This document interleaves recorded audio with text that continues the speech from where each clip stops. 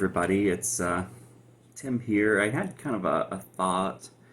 Um, Sometimes when I am showering, I have these random thoughts, and I think, oh, I need to make a video about that. And so I kind of had one of those. And before I say any of this, I need you to understand I am not some kind of conspiracy theorist or, one of those crazy people. I don't get those kinds of people that they're weird. But the thought I had was, um, is America getting near a revolution? Um, so, before we go any further, we need to examine what a revolution is. It does not necessarily have to be some giant bloodbath like you learned about in history class in high school. It could be a scientific revolution. It could be any kind, some kind of peaceful revolution. It could be the bloody kind, and often it is. Um, but revolution is simply a major change. So, we have this coronavirus stuff. We have the Black Lives Matter movement, and riots happening, and just lots of things of that nature. We have financial unrest. Especially with all of the unemployment caused by the coronavirus. Um, what else? I mean, we've got lots of things like that happening. And so I was just kind of thinking about it. I don't think, the idea of revolution goes kind of back to a lot of the kind of Enlightenment ideas, specifically John Locke. He, well, I've got it here in front of me actually. He said that the power of any king or government is derived from people who contract to obey their rules in exchange for law and security.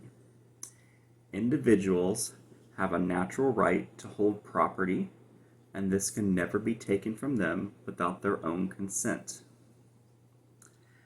If a ruler infringes the terms of the contract that empowers him or seizes property without consent, the people can resist and depose him. Now, I suppose that an argument could be made that the US government has started seizing property in different sorts of ways. Maybe when we're talking about, if you could look at money as property, um, you know, there could be an argument there that, there's some taxation issues, but I don't see that as the taxation issue is not, I don't think, the biggest issue here. The issue is more um, an issue of liberty and an issue of something that's changing. Some people have been derived of some liberties for many, many, many decades or even hundreds of years. Some folks have never had really certain, even though it's not written, some folks have never really had certain rights in our country. Um, I don't think we're quite at a point where we're ready for a true revolution, though. Um,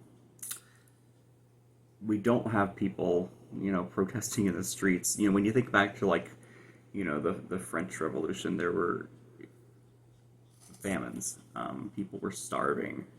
They didn't have the things they needed, and that was kind of the justification for the revolution.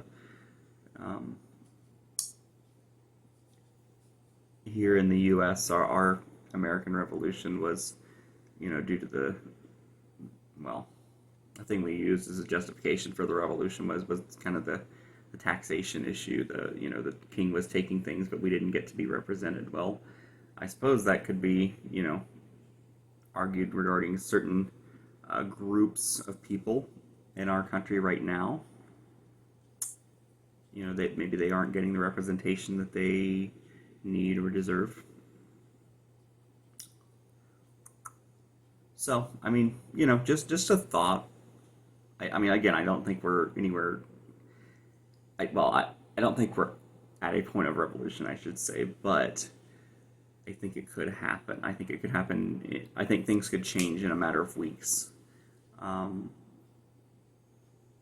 but again, I don't really see that happening right now. I think we still have a lot of staying power before we, have a major change of government, and that would be a scary thing if the U.S. government made a major change because thinking about some of the weapons we hold and things of that nature, that's a little scary. But I guess that's all I have to say for now. Bye bye. All right, so our fried chicken is finished. I just pulled it out of the deep fryer a few minutes ago. Well, the second batch, I should say. And I'm about ready to give it a try. But before I do, I just wanted to mention, I forgot in the last part of the video, that you need to leave it in the deep fryer at 375 for about 15 minutes. If you want to be really safe, you could use a meat thermometer, and you want to reach an internal temperature of 175. So yeah, I just wanted to mention that. But all right, let's try a piece. Mm. Oh. Mm-hmm. The skin has a wonderfully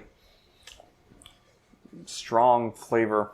You can taste the garlic and the onion powder so much. Not overpowering, just enough.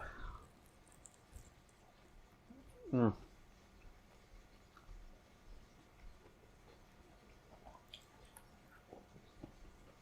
Mm. Excellent. All right, that's it for this episode. If you have any questions, comments, or anything at all, just leave it down at the bottom. And until next time, enjoy. Goodbye.